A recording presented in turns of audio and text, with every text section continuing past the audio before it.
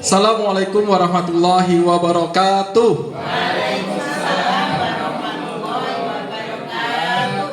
Kepada Bapak Agus Wanto selaku Kepala Sekolah SMP Negeri 2 Kaliwungu yang saya hormati, Bapak Ibu guru hebat di SMP Negeri 2 Kaliwungu yang saya hormati juga. Pertama, bersyukur alhamdulillah pada kesempatan kali ini saya diberikan kesempatan untuk berdiri di hadapan Bapak Ibu semua. Mohon maaf ini kecil-kecil tapi berani berdiri di sini. Cabai rawit itu pedes, Bu. Jadi yang kedua, salam serta sholawat senantiasa kita curahkan kepada junjungan kita Nabi besar Muhammad Sallallahu Alaihi Wasallam. Semoga pada hari ini dan seterusnya kita masih dalam jalan yang lurus, sehingga insya Allah pada yaumul qiyamah nanti kita semua mendapatkan syafaatnya. Allahumma amin ya rabbal alamin. Perkenankan saya untuk membawakan satu materi yang ini sudah saya lakukan dari dulu sebenarnya.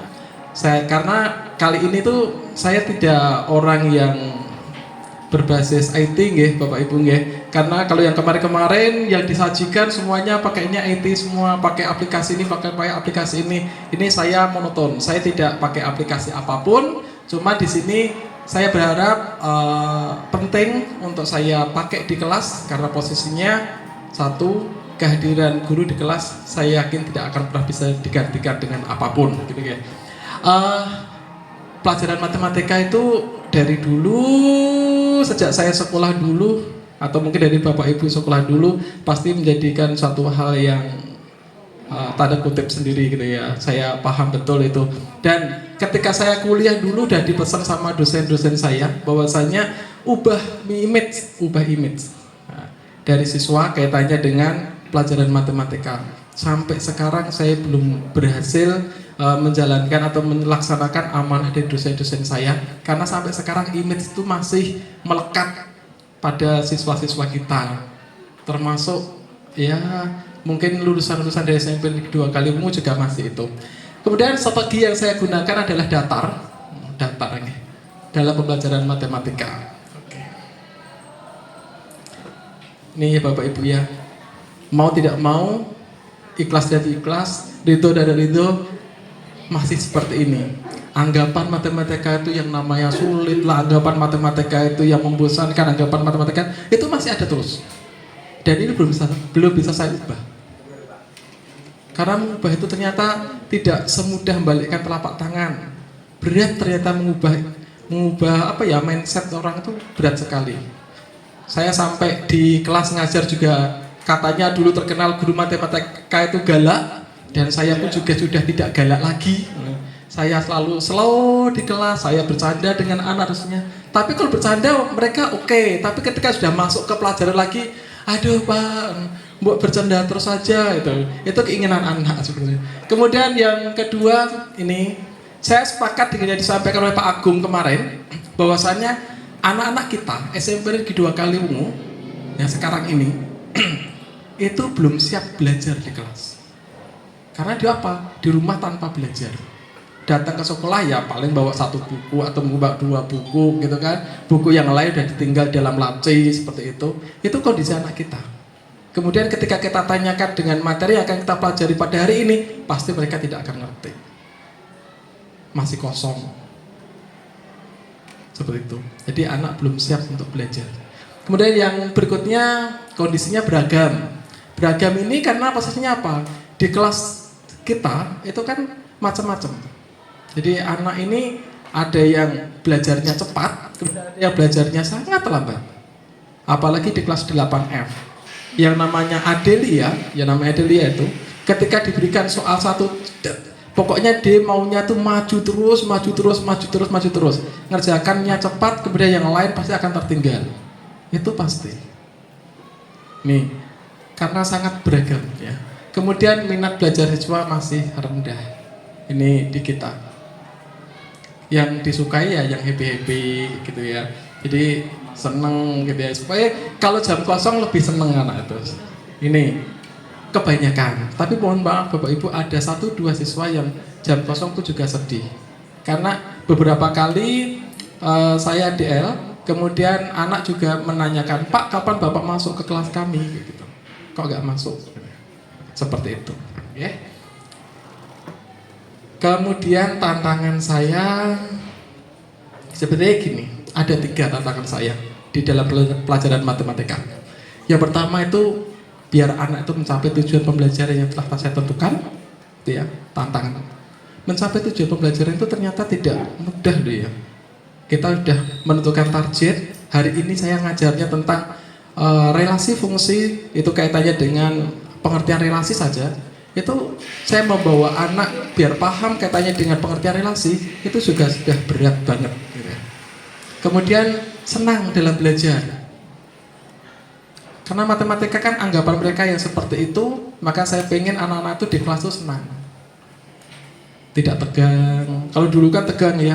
Kalau dulu ketika saya sekolah dulu, pokoknya harus duduk rapi, tenang gitu ya. Kemudian tangannya harus di atas meja, kepalanya tidak boleh digeleng-gelengkan, tidak boleh makan, tidak boleh minum, macam-macam. Nah, ini untuk mewujudkan siswa yang senang dalam belajar ini menjadi tantangan saya. Bagaimana anak senang dalam belajar, tetapi tujuan pembelajarannya tetap tercapai gitu loh. Nggak cuma happy-happy talk di kelas. Kemudian yang ketiga, aktif dalam KBM. Berat nih. Ketika saya pengen siswa itu aktif di KBM dalam belajar, itu ternyata berat. Aktif di kelas itu paling hanya 1-2. Kemudian yang lain ya begitulah gitu ya. Bahkan nulis aja ada yang tidak mau.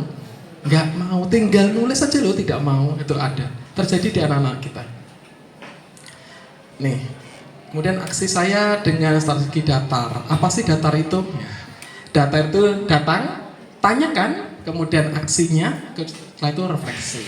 Oke. Datang di sini seperti apa datang? Datang itu tidak cuma sekali kita datang saja, gitu kan tidak, gitu ya. Oke. Sebelum aksi datar ini saya laksanakan di kelas, maka saya harus mempersiapkan dulu bagaimana anak itu belajar di rumah, belajar secara mandiri di rumah. Caranya seperti apa? Caranya biasanya ini di kelas 8 EFG ini yang wali kelasnya nggak adil semua ya. Jadi saya sering merepotkan wali kelas dan sering mengirim materi-materi pelajaran sebelum hari pelajaran. Misalkan pelajarannya di hari Kamis, maka saya mengirimnya di hari Senin. Materinya untuk pertemuan hari Kamis, untuk satu pertemuan tok. Saya nggak banyak ngirimnya. Saya kirimkan dalam bentuk apa? Macam-macam. Kadang saya kirimkan dalam bentuk PDF. Kadang saya kirimkan dalam bentuk video. Kadang saya kirimkan dalam bentuk di live worksheet. Kadang saya kirimkan dalam bentuk di quizzes. Kadang saya kirimkan dalam macam-macam bentuknya. Biar anak tidak bosan, tujuannya seperti itu. Jadi kalau hari Kamis pelajarannya, hari Senin sudah saya kirimkan, maka di sini saya memberikan tugas kepada anak bukan mengerjakan soal. Bukan mengerjakan soal, tapi apa? Pelajari materi ini, kemudian catat hal-hal yang penting yang ada di materi ini. Hanya itu, tugasnya hanya itu. Kalau ada soal, dicoba dikerjakan. Tidak harus benar. Saya bilang sama anak, tidak harus benar. Pokoknya sengertimu, sepahamu sampai di mana. Kerjakan dulu. Karena itu belum pernah saya ajarkan materinya. Anak baru belajar secara mandiri di rumah. Ini. Kemudian yang berikutnya, saya baru pakai aksi datar ini. Datar yang pertama itu adalah datang. Datang. Apa yang saya lakukan di sini pada kegiatan datang? Saya pengen saya di kelas itu hadir sepenuhnya, dan saya menginginkan anak pun juga hadir secara utuh di kelas. Jadi datang di kelas di pelajaran saya harus hadir secara sepenuhnya. Jangan sampai orangnya ada di sini tapi pikirannya kemana-mana gitu. Sama dengan Bapak Ibu juga, ketika Bapak Ibu ada di sini, harapan saya juga pikirannya nggak usah kemana-mana gitu. Jadi pikirannya nggak usah traveling ya. Travelingnya besok pagi. Kita travelingnya ya. Travelingnya besok pagi. Kemudian setelah itu kan tadi saya sudah berikan penugasan di rumah secara mandiri. Nah di sini saya tanyakan, saya cek lembar catatan dari siswa itu, saya cek. Sampai di mana dia? Seberapa yang dia tulis? Dia dapatnya apa? Saya cek, biasanya saya keliling kelas. Setiap siswa pasti saya lihat satu persatu. Tidak pasti. Setelah itu, setelah saya cek, kemudian saya juga menginginkan anak di sini tuh yang dia kerjakan. Kebanyakan anak kayak gini, Pak soalnya kemarin sulit Pak, jadi saya ngerjakannya kayak gini belum selesai Pak. Pak jawaban saya ini kemungkinan besar salah Pak terusnya.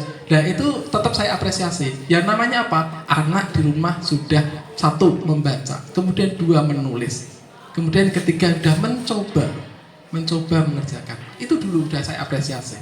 Jadi saya tidak pernah menjas anak, salah ini, lain kali harus sampai benar nilainya harus sampai 100. Bahkan kemarin yang di live worksheet itu anak itu yang dapat nilai 0 itu banyak.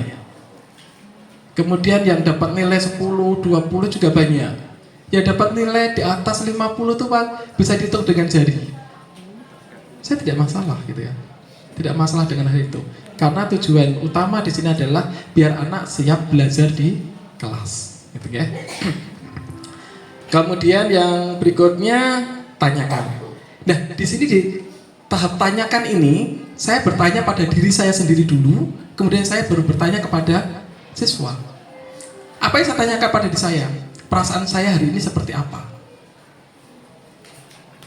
Bapak Ibu, kita dari rumah datang ke sekolah, itu tidak semuanya punya perasaan yang sama, nggih. Pasti beda-beda. Apalagi Pak Asror mungkin hari ini perasaannya dia juga sangat kacau balau, temennya sudah mau menikah, gak nikah kayak gitu kan, mungkin sangat kacau balau itu kan. Adanya kemarin. Nah, gitu. Jadi perasaannya sangat luar biasa, gitu. Macam-macam. Termasuk hari ini perasaan saya hari ini itu beda dengan perasaan saya besok. Nah di sini saya setelah tahu perasaan saya sekarang seperti apa, berarti saya harus bisa mengelola emosi saya pada saat hari ini. Ketika saya punya masalah terusnya, kemudian bagaimana caranya saya di kelas lupakan masalah. Jangan sampai kita lampiaskan permasalahan-permasalahan kita kepada murid-murid kita. Gitu. Termasuk siswa juga. Biasanya saya tanyakan kabar, jelas. Bagaimana kabarnya hari ini? Apa yang kamu rasakan hari ini? Gitu saya tanyakan. Ada anak, ya Pak saya sedih Pak hari ini. Kenapa? Karena posisinya tadi tidak sarapan. Pak saya sedih Pak hari ini. Kenapa? Karena saya hari ini datangnya terlambat. Pak saya sedih Pak hari ini kenapa? Karena orang tua saya hari ini dipanggil sekolah. Sering bertanya dari anak.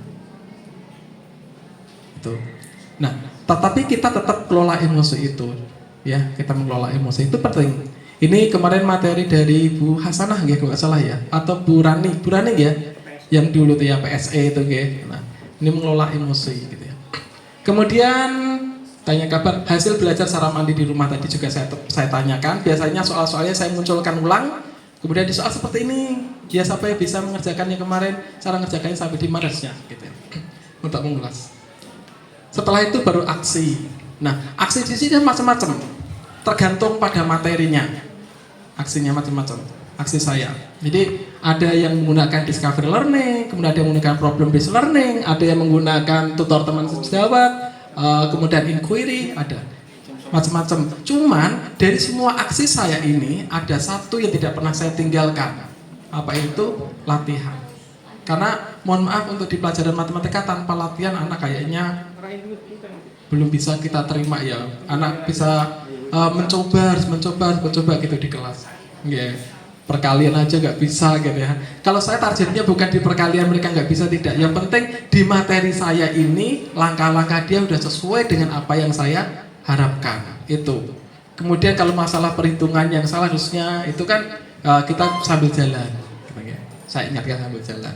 Nih, tadi ada latihan atau drill itu tetap ada terus setiap pertemuan dengan saya.